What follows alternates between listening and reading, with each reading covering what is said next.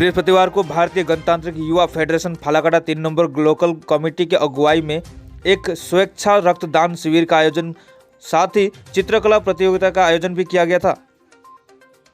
यह कार्यक्रम फालाकाटा प्रखंड के भूतरीर घाट फुटबॉल मैदान में आयोजित किया गया।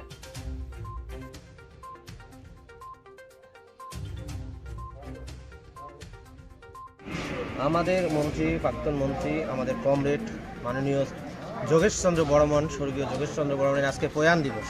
এই প্রয়াণ দিবস উপলক্ষে আমরা ফালাকাটা 3 লোকাল কমিটির পক্ষ থেকে ডিওএফআই এর পক্ষ থেকে ব্লাড ডোনেশন ক্যাম্প, বসে আঁকো প্রতিযোগিতা এবং চক্ষু পরীক্ষা শিবিরের আয়োজন করেছিলাম।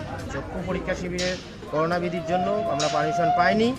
আমরা বসে আঁকো প্রতিযোগিতা এবং ব্লাড ডোনেশন ক্যাম্পটি করছি। আপনার নাম? আমার নাম স্বপন বর্মন।